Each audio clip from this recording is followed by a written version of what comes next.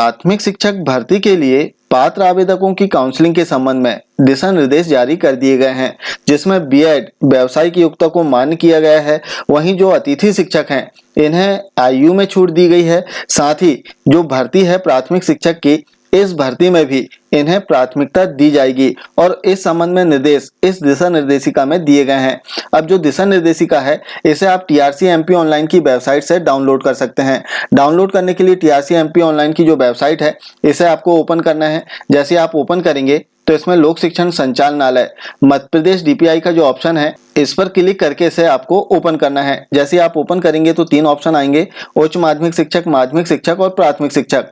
अब प्राथमिक शिक्षक की जो भर्ती प्रक्रिया है इसे चेक करने के लिए हमें इस ऑप्शन पर क्लिक करना है। जैसे हम क्लिक करेंगे तो आप देख सकते हैं कि दिशा निर्देशिका प्राथमिक शिक्षक का एक ऑप्शन इसमें ऐड किया गया है, जिससे आप जो दिशा निर्देशिका है इसे डाउनलोड कर सकते हैं। जैसे ही हम क्लिक करेंगे तो एक नई टैब में जो दिशा निर्देशिका है वो ओपन हो जाएगी, जिसका आप अध्ययन कर सकते हैं। अब इसमें कुछ बहुत ही महत्वपूर्ण बिंदु दिए गए हैं। जैसे हम देखें तो बीएड के संबंध में इसमें निर्देश दिए गए हैं, जिसमें बताया गया कि 50% अंकों के साथ स्नातक तथा शिक्षा स्नातक बीएड जिसने राष्ट्रीय अध्यापक शिक्षा परिषद द्वारा मान्यता प्राप्त संस्थान से शिक्षा स्नातक की उपाधि प्राप्त की है, उस पर कक्षा 1 से 5 तक पढ़ाने के लिए अध्यापक के रूप में नियुक्ति हेतु विचार किया जाएगा।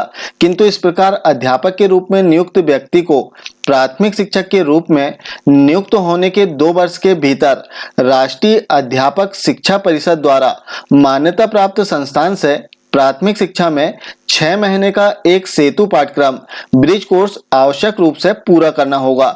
तो यहाँ पर जो बीएड व्यावसायिक योग्यता है इसे मान किया गया है, लेकिन इसके लिए एक शर्त दी गई है, जिसमें जो ब्रिज कोर्स है 6 महीने का वो नियुक्ति के 2 वर्ष के भीतर शिक्षक को करना अनिवार्य होगा। साथ ही अतिथि शिक्षकों के संबंध में और आयु के छूट के संबंध में भी इसमें निर्देश दिए गए हैं। जैसे आप देख सकते हैं आयु सीमा और निर्धारित इसमें जो छूट है वो दी गई है। अब हम देखें तो इसमें जो अतिथि शिक्षक है इन्हें आयु में छूट प्राप्त होगी। जैसे इसका 4.9 जो बिंदु है इसमें बताया गया कि मध्य प्रदेश शासन के शासकीय शालाओं में कार्य कर चुके अतिथि शिक्षक जिनके द्वारा न्यूनतम 3 शैक्षणिक सत्रों में एवं न्यूनतम 200 दिवस का कार्य अनुभव प्राप्त हो को अधिकतम आयु सीमा में 9 वर्ष की छूट प्राप्त होगी। साथ ही अतिथि शिक्षकों को इस भर्ती में प्राथमिकता मिलेगी।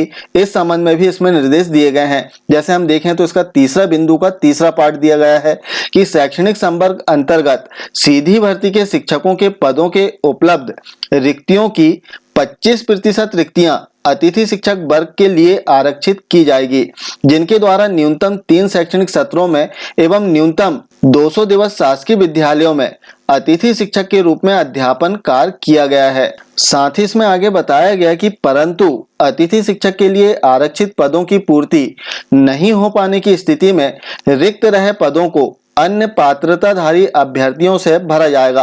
अब यदि अतिथि शिक्षक नहीं मिल रहे हैं इस प्रकार के, जिन्हें 200 दिवस का अनुभव हो या फिर न्यूनतम 3 शैक्षणिक सत्र में जिन्होंने कार्य किया हो, इस प्रकार से अतिथि शिक्षक नहीं मिल रहे हैं, तब जो अन्य अभ्यर्थी हैं पात्रताधारी, ऐसे अभ्यर्थियों से पदों को भरा जाएगा। तो इस प्रकार से इसमें 2 बहुत ही महत्वपूर्ण बिंदु है, पहला बीएड के संबंध में और दूसरा अतिथि शिक्षक के संबंध में।